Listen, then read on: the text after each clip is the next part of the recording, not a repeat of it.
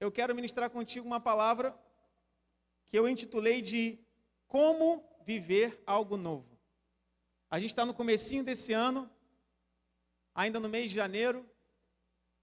Tem uma canção que atualmente, em todo o Brasil, ela está entre as canções mais cantadas nos louvores, no rádio, que ela diz, quero viver algo novo. E é muito lindo a gente declarar, né, que nós queremos viver algo novo, queremos algo novo da parte de Deus, mas muitas das vezes, e na verdade nesse caso em particular, não basta a gente querer viver algo novo. A gente precisa saber como viver algo novo. Como se posicionar, como se liberar de algumas coisas para que possamos viver algo novo. E é sobre isso que eu quero ministrar com você nessa noite, porque ao longo da minha vida cristã eu tenho visto muitas pessoas presas a estigmas, presas ao passado, presas a maldições hereditárias, presas àquilo que ela entende que fez parte da construção da vida dela e que deve fazer o resto da vida dela toda. Mas a Bíblia não diz isso em lugar algum. Então pessoas que ficam presas a estigmas, pessoas que todos ao seu redor falam, não, fulano é assim, Maria é assim, não tem jeito, a mãe dela era assim, a avó dela era assim, não, fulano eu conheço, desde criança ele sempre foi assim, não adianta, não vai mudar. E quando nós começamos, primeiro, quando nós olhamos para alguém com essa ótica, com esse entendimento, significa que nós estamos esquecendo completamente do poder transformador da cruz e de Cristo. Quando nós nos olhamos com essa ótica, não, eu sou assim, a minha família é assim, os meus irmãos são assim, nós estamos esquecendo e menosprezando o poder transformador de Cristo. Então tem gente que, não, eu venho de família pobre, minha avó era pobre, os meus pais eram pobres e a minha família também é pobre, isso é o karma da nossa família. Tem muita gente que usa até essa expressão. Tem gente que fala, não, na minha família nenhum casamento deu certo, todo mundo separou, todo mundo divorciou, nenhum casamento durou por muitos anos. E a pessoa traz esse estigma, sabe, esse histórico do passado para o casamento dela, para a família dela. E assim tem N exemplos que eu poderia te dar. Então tem pessoas que vêm repetindo esse processo, esse padrão negativo para a sua casa, para a sua família.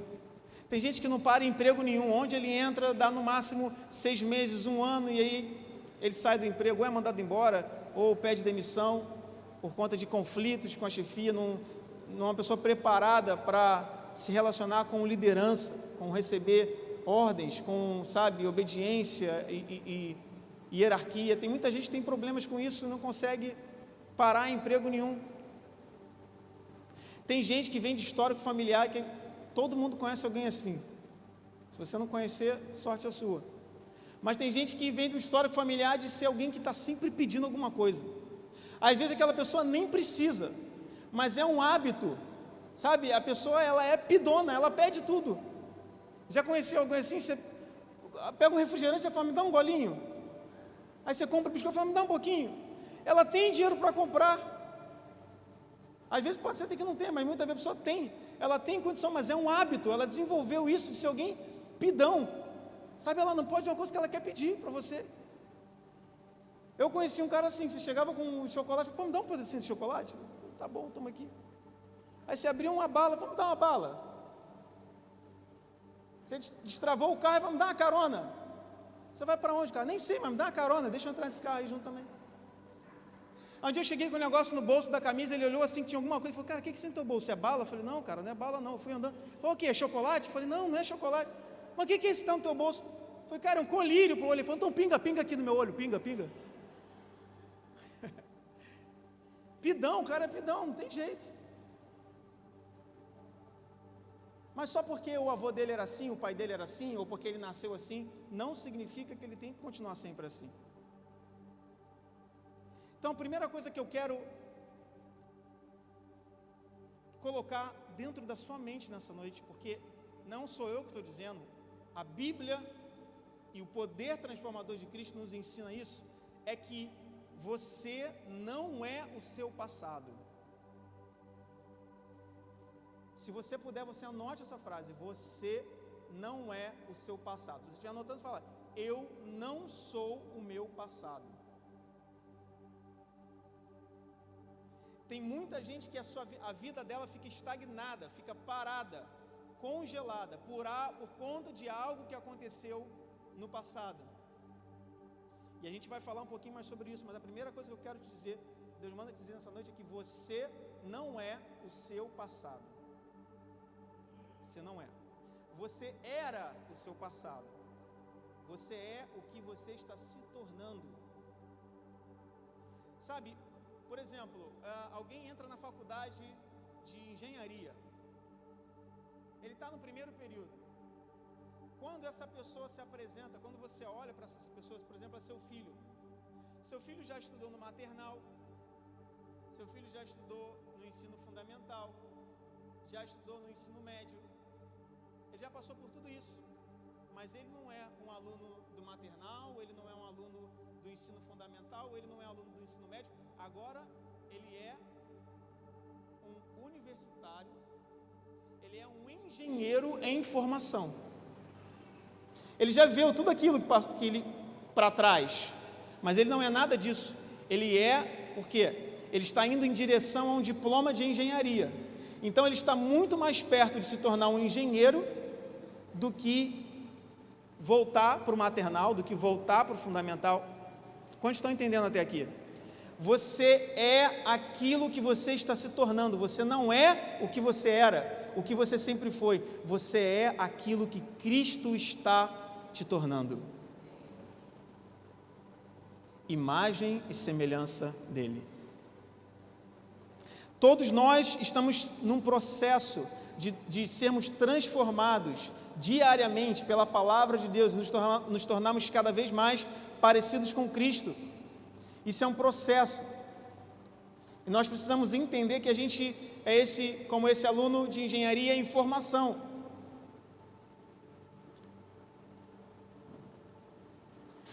O passado é onde você passou. O presente é onde você está agora. O futuro é para onde Deus está te levando. O que passou, passou. Muitas pessoas têm muita dificuldade de entender que o que passou, passou. Você note que mesmo Jesus, mesmo o próprio Deus, quando nós olhamos toda a criação, quando nós analisamos todo o Antigo Testamento, todo o Novo Testamento, Jesus operou milagres, sinais, maravilhas. Deus fez coisas grandiosas, poderosas, sobrenaturais, mas tem uma coisa que Deus e nem Jesus nunca fizeram: apagar ou alterar o passado de alguém.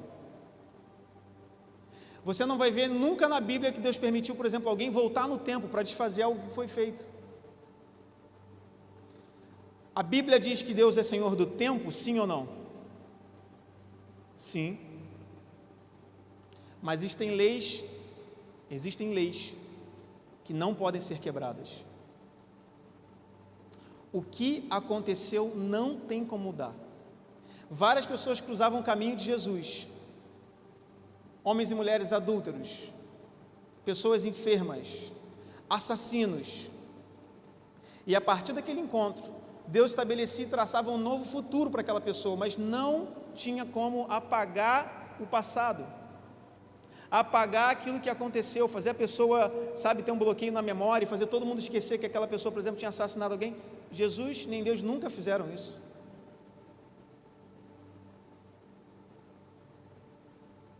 E nós precisamos aprender a se desvencilhar do passado, porque para muitas pessoas isso é como uma âncora que nos impede de viver aquilo que está à nossa frente.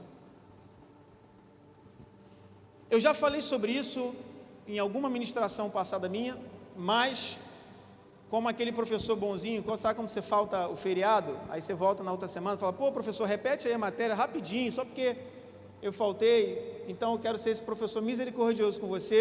Eu quero te repetir para você uma das lições mais importantes que eu entendi na Bíblia a respeito desse tema. Quando você olha a criação de qualquer coisa, quando você analisa, deixa eu mudar essa palavra, quando você analisa a criação de qualquer coisa, se você analisar com muita atenção, você já vai ter muitas informações a respeito do propósito daquilo que você está analisando. Por exemplo, sei que está muito filosófico o que estou falando, mas eu vou te explicar melhor o que eu quero dizer com isso. Esse copo, essa taça, ela tem um formato que permite você colocar algo dentro. Ela é um recipiente, sim ou não? Sim, então posso colocar aqui alguma coisa líquida, uma coisa sólida aqui dentro também. Aqui tem um recipiente. Ela tem um formato que cabe muito bem para você segurar com uma mão. Se fosse talvez o triplo do tamanho disso aqui, você não ia conseguir segurar com apenas uma mão. Até uma criança consegue segurar essa taça. Mas imagina isso aqui 3 vezes maior, já não era uma taça, era um vaso, né?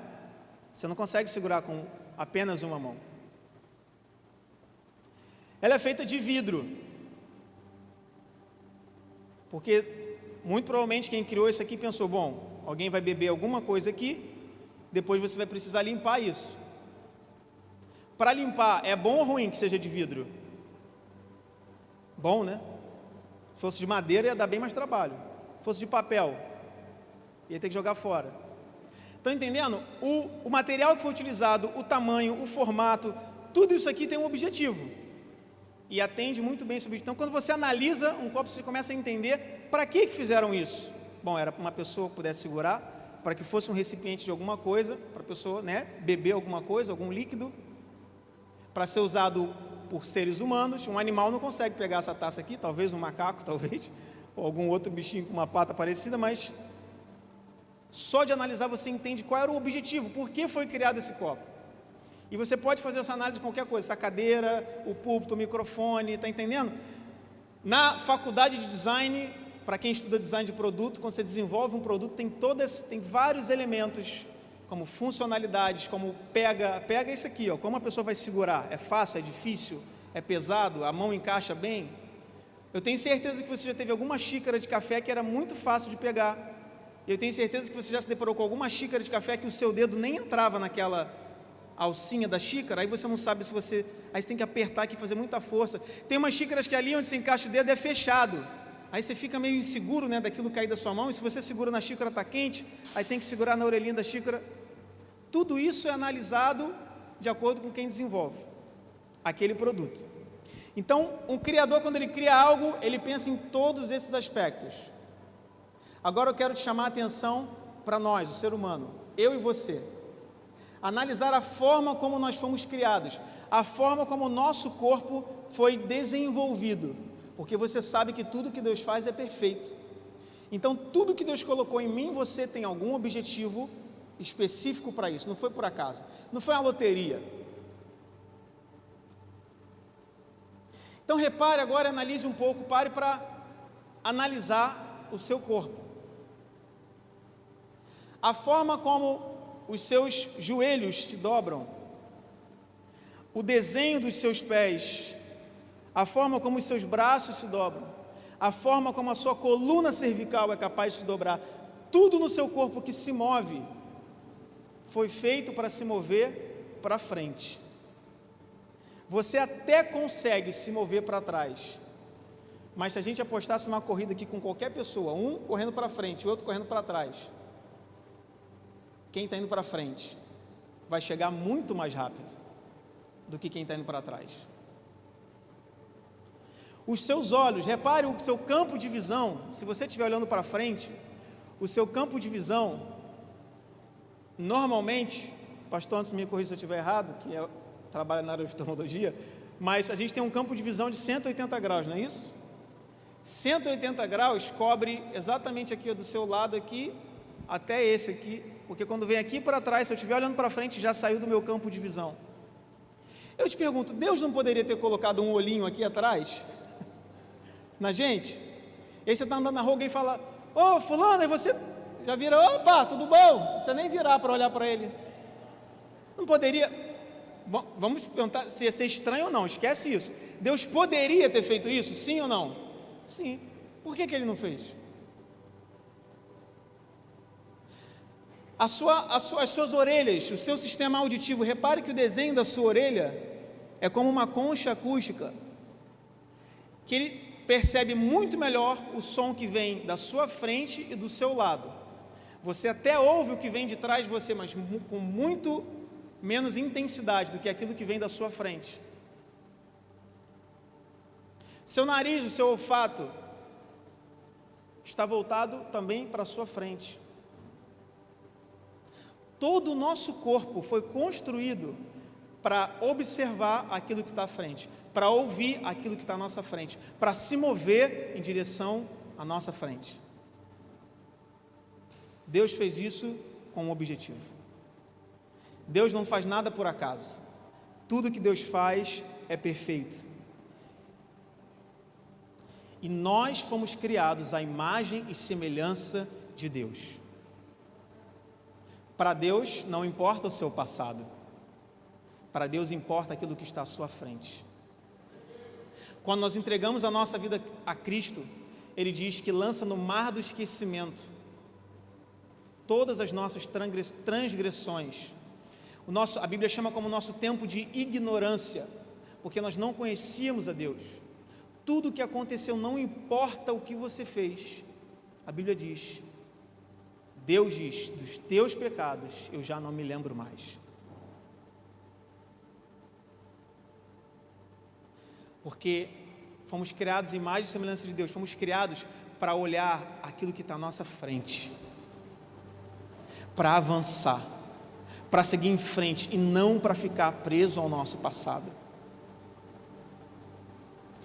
Você não foi feito para andar para trás, muito menos para olhar para trás. Por que você insiste tanto em retroceder? Por que você insiste tanto em ficar preso a coisas que aconteceram lá atrás?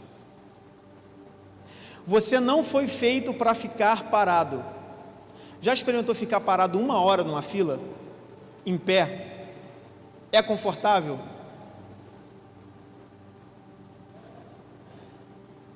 Se você caminhar durante 1 hora, se você ficar em pé numa fila durante 1 hora, o teu corpo vai sofrer muito mais se você ficar parado em pé durante 1 hora do que caminhando durante 1 hora.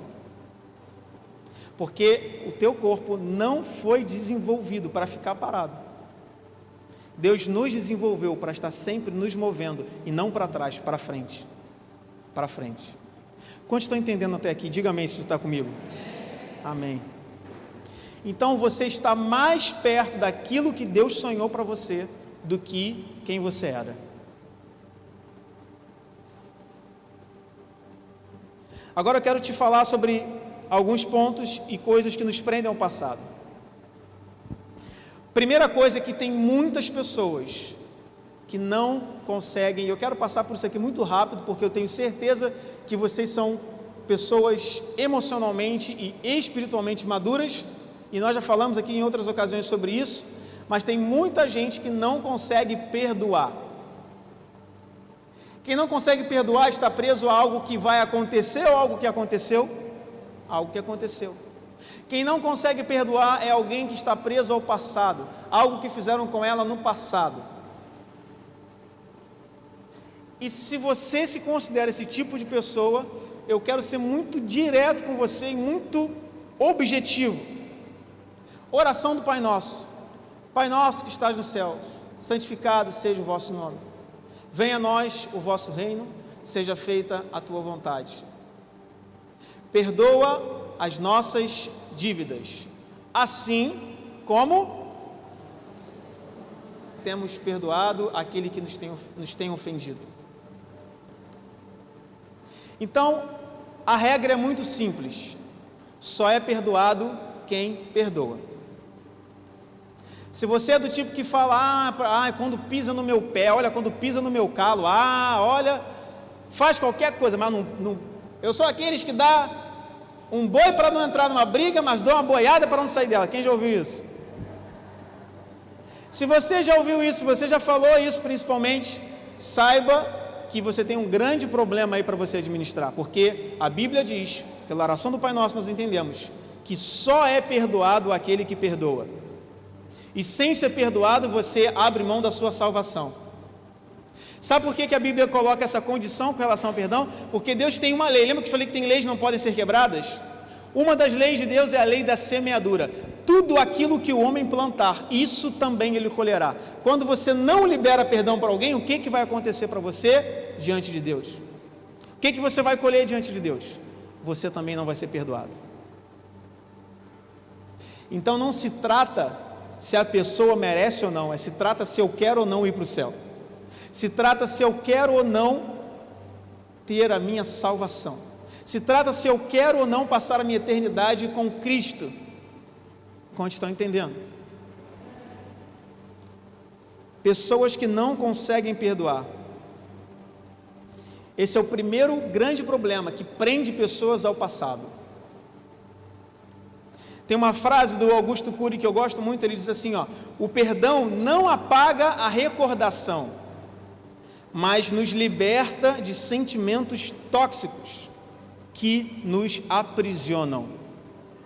Perdão não apaga a recordação, você não vai esquecer o que a pessoa te fez, só que você vai se liberar, você vai tirar do teu coração esses sentimentos tóxicos que fazem mal, que contaminam, que adoecem a tua alma, que te aprisionam. Escolha ser livre.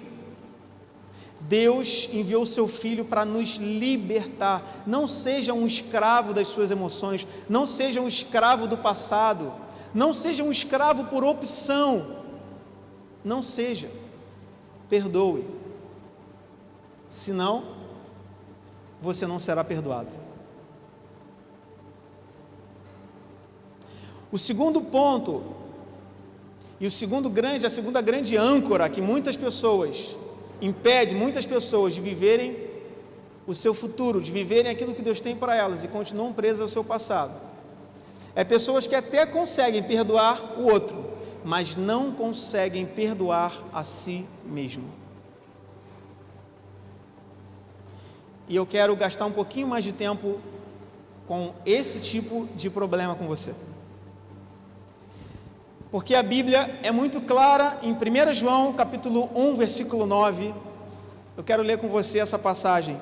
1 João capítulo 1, versículo 9. Se você está com a sua Bíblia aí, abra ela, senão você acompanha com a gente aqui no telão.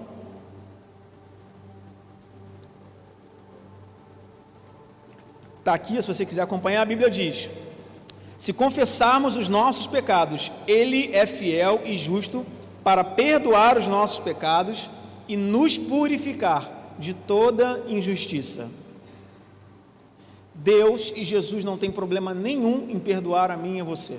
Não importa o que você tenha feito, não importa.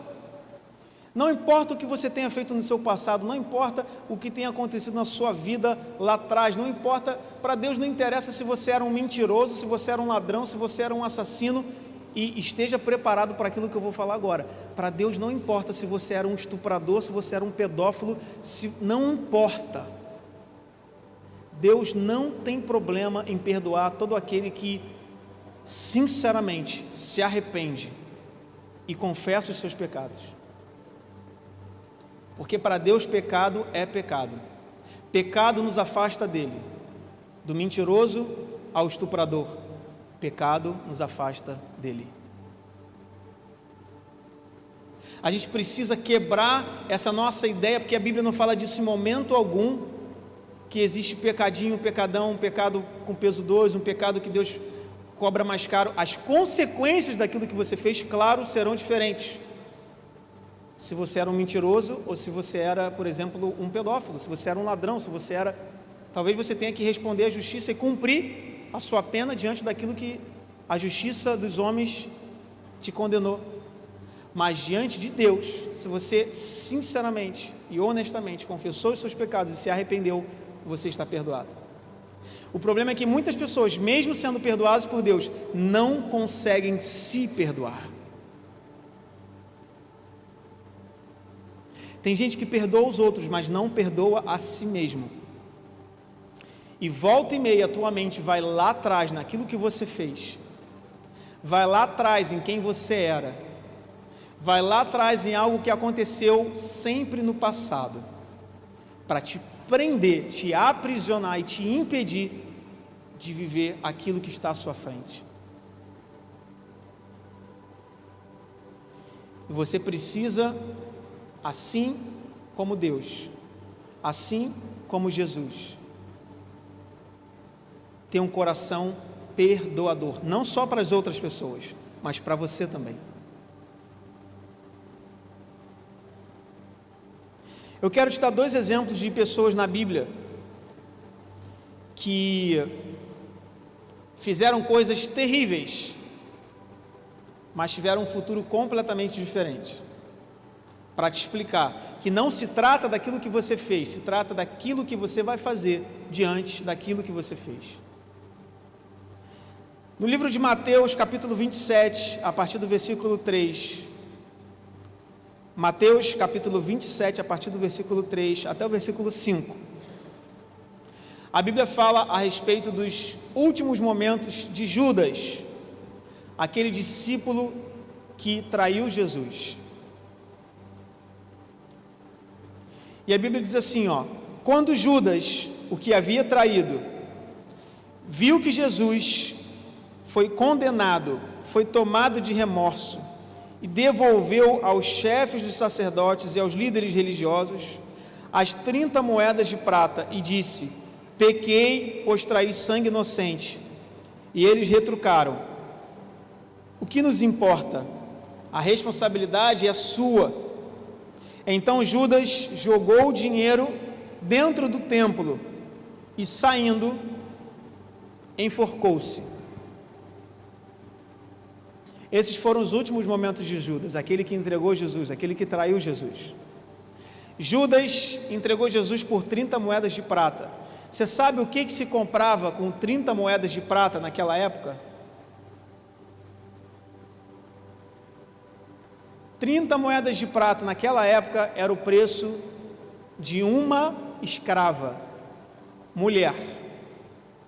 Porque um escravo homem, que naturalmente era comprado para fazer trabalhos braçais, trabalhos mais pesados, ajudar no arado, no campo, se pagava mais caro. Judas vendeu Jesus, o preço que Jesus foi traído foi o preço de uma escrava mulher. Só que tudo isso tem um porquê e tem um sentido, porque Jesus estava ali, carregando sobre si os pecados e as transgressões da noiva da igreja. O preço que tinha que ser pago era por uma mulher, porque Jesus estava pagando o preço da noiva. Era eu e você que deveríamos estar ali. 30 moedas de prata. E Judas, quando vê Jesus ali entregue, prestes a ser crucificado, ser condenado e assassinado, ser morto com morte de cruz, a Bíblia diz que Judas foi tomado por tamanho remorso, que é muito diferente de arrependimento. Arrependimento gera vida, remorso gera morte. Judas, tomado de tamanho remorso, não quis nem ficar com aquele dinheiro e se enforcou, tirou a própria vida. E ali terminaram os dias e a história de Judas. Porque Judas não se suicidou porque Jesus jamais o perdoaria. Pensa comigo, será que quando Jesus estivesse ali sendo açoitado, será que Jesus, ali nos seus últimos momentos crucificado naquela cruz, se Judas chegasse diante de Jesus e falasse: Jesus, me perdoa, eu errei, você acha que Jesus teria perdoado ele, sim ou não? Sim, é claro que sim. É claro que sim. Judas não morreu porque Jesus não o teria perdoado. Judas se suicidou porque ele jamais teria conseguido se perdoar. Ele jamais teria conseguido viver carregando esse estigma, carregando isso que ele fez no passado. Judas fez algo terrível? Sim. O Pai e Deus, tudo isso fazia parte do plano da salvação, nada foge do controle de Deus. Deus já sabia, Jesus já sabia que ele seria entregue por um dos seus, ele falou isso para Pedro. Não foi um acidente de percurso, mas Judas não morreu por não ter sido perdoado, Judas morreu por não se perdoar.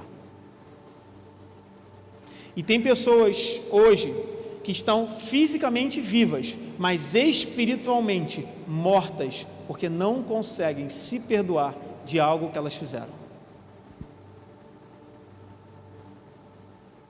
Quem está comigo até aqui, diga amém. Agora eu quero te dar um outro exemplo. Eu quero te falar de um homem.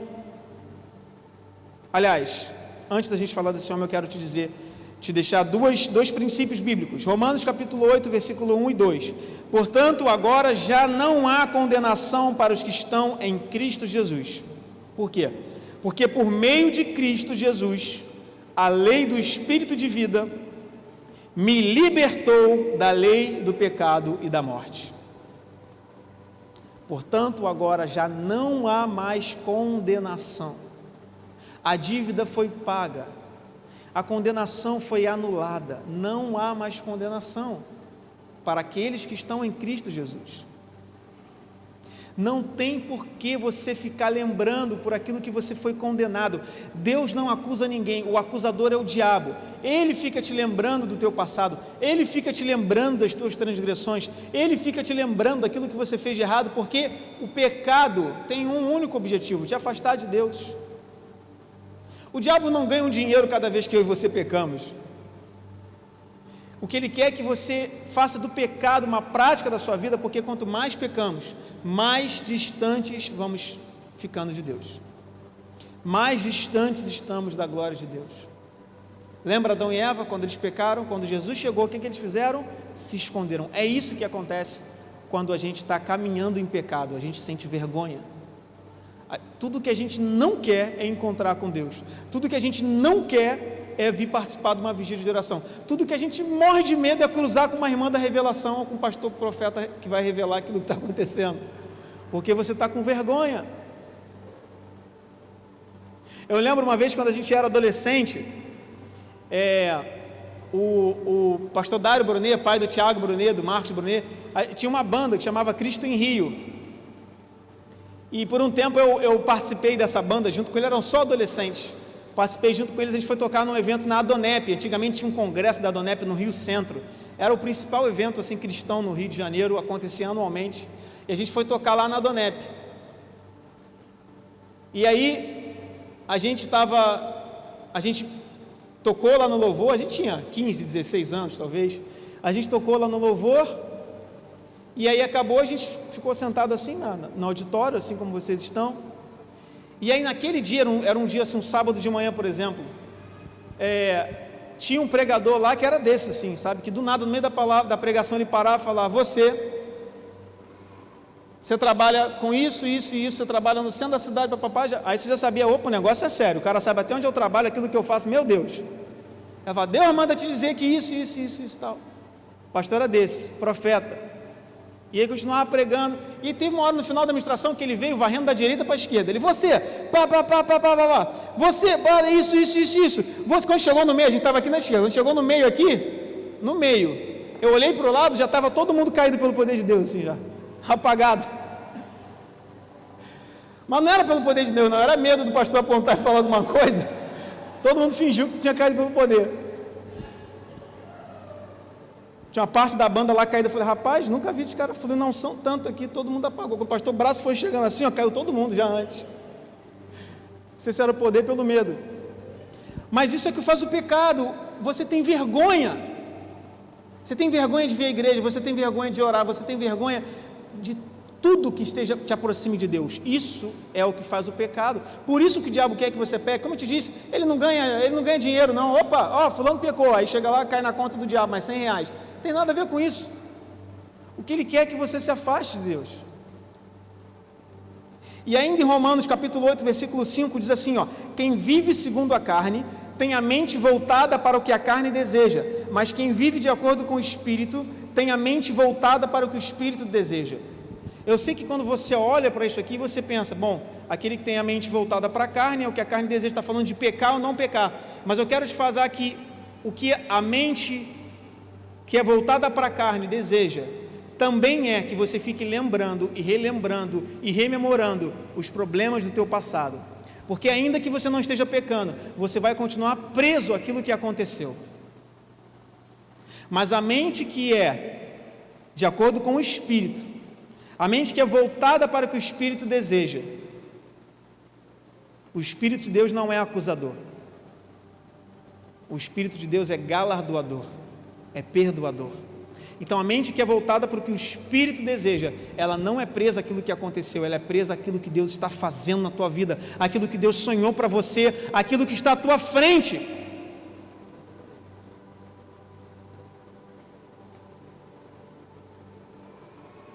Então, tem gente que o tempo todo ela fica usando coisas, ela fica trazendo à tona coisas que aconteceram no passado só para dizer para si mesma ou para os outros de que ela não é capaz. Tem gente que quando ela é desafiada pelo discipulador, pelo líder, pelo pastor, tem gente que sempre que pode numa conversa ela insere algo que aconteceu no passado, de ruim na vida dela, na sua família, de tragédia, de maldição hereditária, para dizer, pastor, eu até queria muito, mas olha, o que o senhor não conhece a minha história, a minha família é assim, ou eu sou assim, pastor, mas eu já errei tanto. Tem gente que usa o tempo todo o seu passado só para lembrar para si mesmo e para dizer que não é capaz. Mas tem gente que usa o seu passado o tempo todo só para demonstrar e para lembrar não só para os outros, mas para si mesmo o poder transformador de Cristo Jesus. Quantas vezes você já ouviu o meu pai, o apóstolo Ari Caetano, aqui nesse púlpito contar que o pai dele era um alcoólatra, que o pai dele espancava ele, que o pai dele tentou matar ele 2 vezes, que ele já foi parar na delegacia do pai dele. Quantas vezes você já ouviu um pai contar essa história aqui? Por que ele conta isso? Ele poderia contar essa mesma história sentado numa cadeira dessa, o resto da vida, dizendo, eu não sirvo para ser pastor, eu não sirvo para abençoar outras pessoas. Ele poderia ter contado essa história para minha mãe quando eles pensaram em casar, eu não sirvo para formar uma família, minha família era toda destruída. Tem gente que preso ao passado não consegue viver aquilo que Deus está colocando à sua frente, mas ele usa isso para dizer para vocês, se Cristo pôde fazer isso na minha vida e hoje eu estou aqui, não interessa o que você esteja vivendo, Ele pode fazer em você também. Estão entendendo? Essa é a diferença de quem usa o passado, não para dizer que não é capaz, mas para dizer que Cristo é capaz de todas as coisas. Cristo é capaz de transformar qualquer história. Cristo é capaz de transformar o mais vil pecador num grande homem ou uma grande mulher de Deus. Foi isso que Saulo de Tarso, depois se chamou Paulo, fez. Você lembra da história de Paulo ou Saulo? Aonde ele chegava para pregar? Ele falava a sua história. Saulo era uma das pessoas que mais perseguiu os cristãos. Saulo matou muitos cristãos. E agora ele está ali pregando. Ele começa dizendo, eu era aquele que perseguia vocês. Eu sei que vocês tinham medo de mim, porque eu era um cara mau mesmo. Tudo que eu queria era encontrar um cristão para perseguir, para prender, para matar, para condenar. Mas um dia, eu vinha caminhando pela estrada de Damasco e vi uma luz brilhante como o sol do meio-dia. Os meus olhos se fecharam, eu fiquei cego. Então Deus me levou até a casa de um homem, me dirigiu até a casa de um homem, que me faria voltar a ver novamente. Saulo, todas as oportunidades, contava a sua história, para dizer quem ele foi e dizer, olha o poder transformador de Cristo. Se Ele fez na minha vida, Ele pode fazer na sua também. O passado de Saulo não o aprisionava, o passado de Saulo não era uma âncora que mantinha ele preso naquilo, pelo contrário, o passado de Saulo era um trampolim para impulsionar ele e impulsionar todas as pessoas com quem ele tinha contato para o centro da vontade de Deus.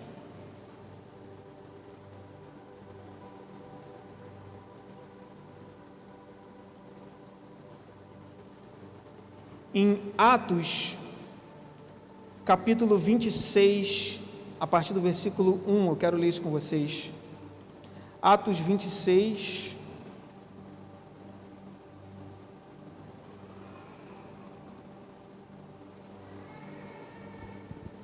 Atos capítulo 26, versículo 1 em diante, diz assim, ó. Aqui já Paulo, né, com Saulo, que agora era Paulo, preso, ele ganha o direito de falar diante daquela multidão, então ele começa a falar. Então Agripa disse a Paulo: você tem permissão para falar em sua defesa. A seguir, Paulo fez um sinal com a mão e começou a sua defesa, porque todo mundo estava gritando contra ele. Eles queriam que Paulo, agora cristão, agora seguidor de Cristo, fosse morto. A multidão estava tomada por ódio diante dele, judeus tomados por ódio diante dele. Então ele faz o sinal pedindo: deixa eu falar. E começou a sua defesa: Rei Agripa, considero-me feliz por estar hoje em tua presença, para fazer a minha defesa contra todas as acusações dos judeus, especialmente porque estás bem familiarizado com todos os costumes e controvérsias deles. Portanto, peço que me ouças pacientemente. Todos os judeus sabem como tenho vivido desde pequeno, tanto em minha terra natal como em Jerusalém. Eles me conhecem há muito tempo e podem testemunhar, se quiserem, que como fariseu eu vivi de acordo com a seita mais severa da nossa religião. Agora estou sendo julgado por causa da minha esperança no que Deus prometeu aos nossos antepassados. Esta é a promessa que as nossas 12 tribos esperam que se cumpra, cultuando a Deus com fervor dia e noite. É por causa desta esperança, ó Rei, que eu estou sendo acusado pelos judeus, porque os senhores acham impossível que Deus ressuscite os mortos. Eu também estava convencido de que deveria fazer todo o possível para me opor ao nome de Jesus o Nazareno, e foi exatamente isso que eu fiz em Jerusalém. Com a autorização dos chefes dos sacerdotes, lancei muitos santos na prisão, e quando eles eram condenados à morte, eu dava o meu voto contra eles. Muitas vezes eu ia de sinagoga para outra, a fim de castigá-los, e tentava forçá-los a blasfemar. Em minha fúria contra eles, eu cheguei a ir a cidades estrangeiras só para persegui-los. Mas numa dessas viagens, Paulo contando a sua história, mas numa dessas viagens, ou seja, mais um dia, eu estava indo para Damasco, com autorização e permissão dos chefes dos sacerdotes, por volta do meio-dia.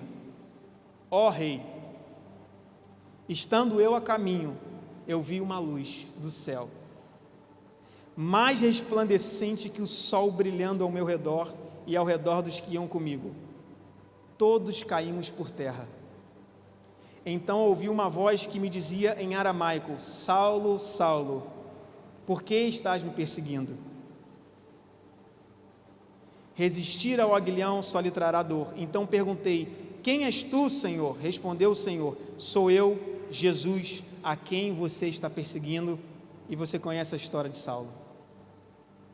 Paulo foi o maior fundador de igrejas na face da terra. Apóstolo Paulo. Paulo, Paulo, tu és pedra, e sobre esta pedra eu edificarei a minha igreja. Paulo usou o seu passado não como uma âncora para prendê-lo, porque Paulo, diferente de Judas, foi capaz de perdoar a si mesmo, porque ele entendeu na sua integralidade, na sua totalidade, o que significa o perdão. Perdão não é só para os outros, perdão muitas das vezes precisa ser para nós mesmos. Quando nós compreendemos o perdão, nós precisamos, em algumas vezes, aplicá-lo para nós mesmos.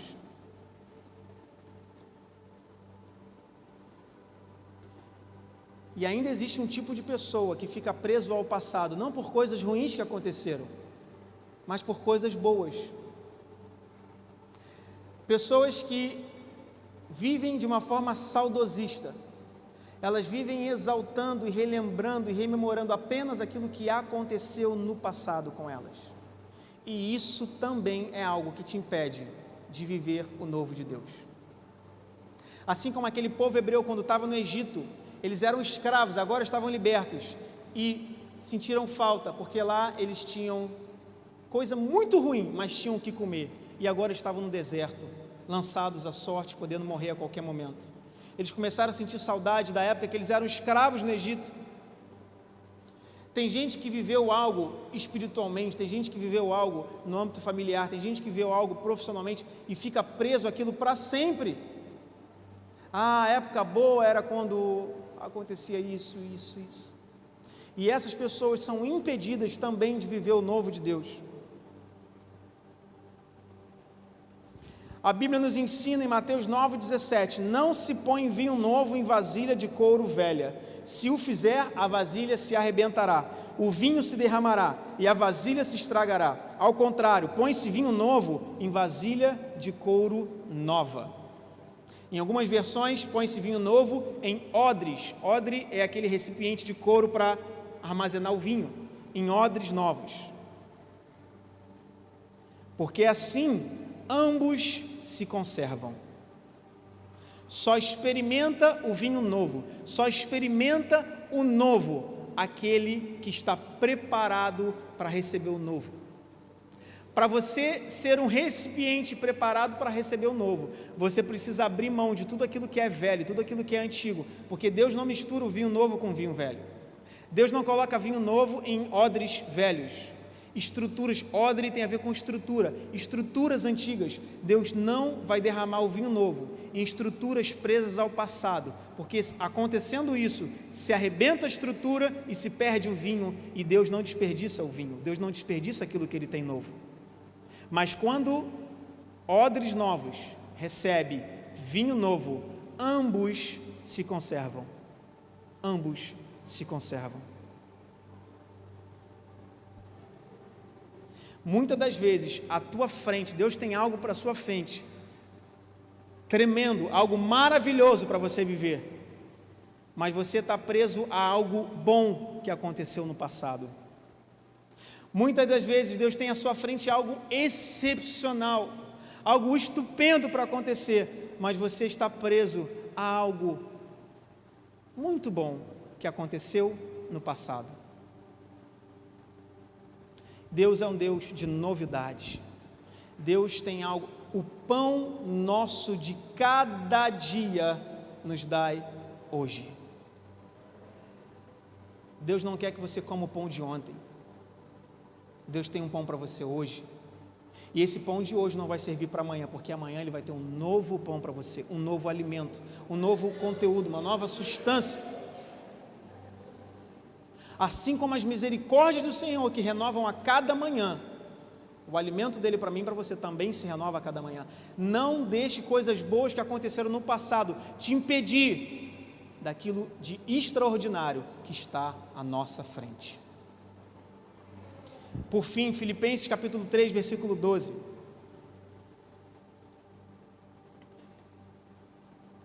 Não que eu já tenha obtido tudo isso ou tenha sido aperfeiçoado, mas prossigo para alcançá-lo, pois para isso também fui alcançado por Cristo Jesus.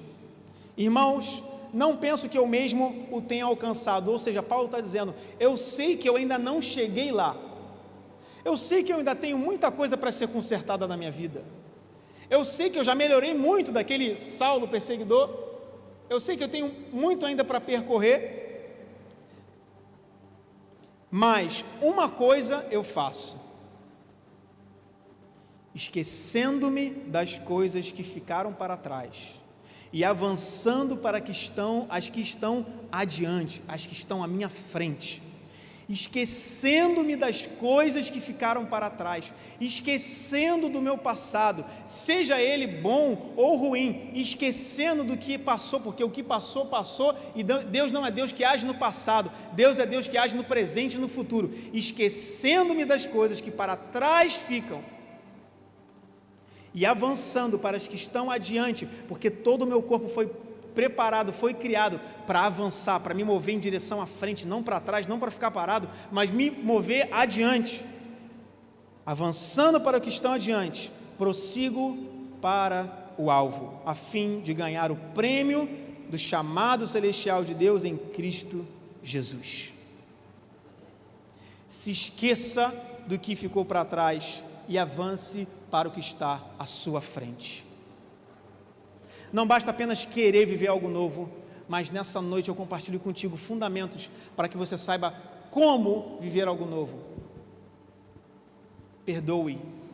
Perdoe aos outros, perdoe a si mesmo, abra mão de todas as âncoras que te prendem ao passado, ainda que tenha sido algo bom, ainda que tenha sido uma âncora que te prende ao saudosismo, aquilo de bom que aconteceu, esquecendo-me das coisas que para trás ficam, prossigo para as que estão adiante de mim.